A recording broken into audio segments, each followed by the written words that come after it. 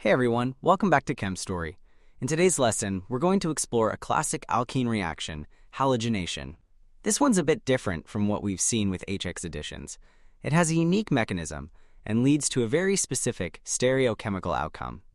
So let's dive in and see what makes this reaction so interesting. In this reaction, an alkene reacts with Cl2 or Br2 to form a vicinal dihalide, meaning the halogens add to the two carbons of the original double bond. Here's an example. A substituted cyclohexene reacts with Br2 and CCl4. Two bromine atoms add across the double bond, one on each carbon, and they end up on opposite sides of the ring.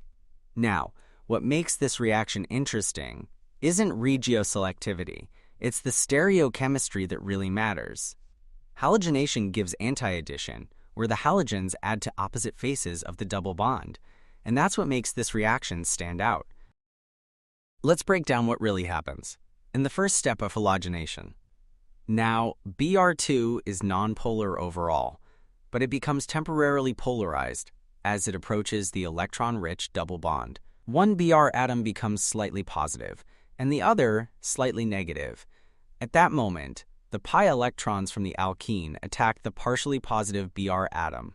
As they do, the Br-Br bond breaks and the other Br leaves, taking both electrons with it. Now, here's where it gets interesting. As that first Br atom attaches to one of the alkene carbons, the other carbon, which just lost its double bond, briefly becomes electron deficient. But before it can fully turn into a carbocation, the Br atom that was just attacked swings around and donates a lone pair to bond with that second carbon. And that creates a three-membered ring with Br bridging across the two carbons. This is what we call a halonium ion, and in this case, it's a bromonium ion. So instead of forming a flat, open carbocation, we get this strained, cyclic intermediate. And that ring, although unstable, plays a big role in how the rest of the reaction unfolds. Now let's look at step 2. The nucleophilic attack. Earlier, when Br2 was attacked, a Br- was formed, and now that Br- comes in as a nucleophile, but it can't attack from the same side as the bridging bromine. That side is blocked, so it attacks from the opposite side, the back side, like an SN2 reaction. This opens the ring and forms the second carbon-bromine bond. The result is anti-addition. The two bromines end up on opposite faces. And because the attack always happens this way, the reaction is stereospecific. You get one clear stereochemical outcome, not a mix. Before we move on, here's a quick recap on the halonium ion, the key intermediate in halogenation. It's a strained, three-membered ring with a +1 charge. The halogen bridges both carbons, locks the geometry, and blocks one face. It also leaves both carbons slightly electron deficient, which makes them perfect targets for nucleophilic attack. So overall, it's a high-energy reactive species, and that's exactly why the second step happens the way it does. Now let's talk about the stereochemical outcome of this reaction. Halogenation is stereospecific, and it always gives anti-addition. The halogens end up on opposite sides of the double bond, one above, one below.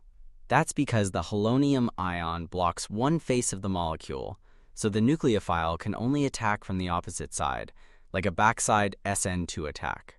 And that's what guarantees the anti-configuration. You don't get a mix of syn and anti. This is why the reaction is stereospecific. The outcome is completely determined by the mechanism. Let's wrap up this section with two key points. First, why does Br- attack from the opposite side of the bromonium ion? It's all about access. The bromine bridges both carbons and blocks one face of the molecule, so Br- has to attack from the backside, and that's what gives us anti-addition. Second, which carbon does it attack? It usually goes for the more substituted carbon. That's because it carries more positive character, thanks to hyperconjugation and inductive effects. Now you might wonder, isn't that carbon more crowded? Yes, but attacking it actually takes less energy. The carbon-bromine bond is easier to break there, so the overall pathway is more favorable. So in the end, Br- attacks from the backside, and it prefers the more substituted carbon. That explains both the stereochemistry and the regioselectivity of this reaction. Now let's talk about how different halogens behave in this reaction. Reactivity goes in this order: F2, greater than Cl2, greater than Br2, greater than I2. In the lab, though, Br2 is used most often. It's reactive enough to work well, but not so reactive that it's hard to control. That said, Br2 is highly toxic, so always handle it with care. Gloves, goggles, and good ventilation are a must. Let's quickly talk about the two halogens at the ends of the reactivity scale: iodine and fluorine. First, iodine. It can react with alkenes, but not very efficiently. The reaction is often reversible, and the diiodide product is unstable. It breaks down in light and is hard to isolate. Now on the other end, we've got fluorine. It's extremely reactive, so much so that it's dangerous. You need special equipment to use it, and it's rarely handled in regular labs. So while I2 and F2 show the full range of halogen reactivity, neither is practical for typical alkene reactions. Now let's shift gears and talk about how the solvent can affect the outcome. In most halogenation reactions, we use nonpolar solvents like CCl4 or CH2Cl2. They're inert. They just let the reaction happen cleanly. But if you switch to a polar product solvent, things change. For example, if you use water as the solvent, H2O, not Br-, becomes the nucleophile in the second step. That gives you a halohydrin. One carbon gets a halogen, and the other gets an OH group. And just like before, it's still anti-addition, so you get a trans product.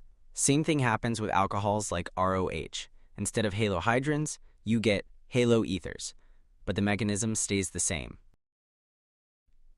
Now let's talk about a related reagent, NBS, or N-bromosuccinimide. NBS helps generate bromine species in a more controlled way, but what it produces depends on the solvent.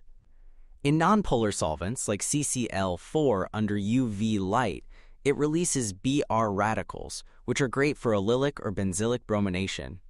In polar solvents like DMSO or H2O, it doesn't make radicals. Instead, it gives off Br2, leading to electrophilic addition, like we've seen with alkenes. So, just by changing the solvent, you shift the mechanism, even though the reagent stays the same.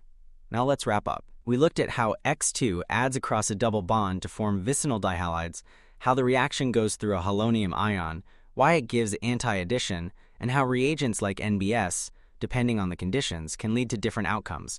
Thanks for watching, and I'll see you in the next Chem Story video.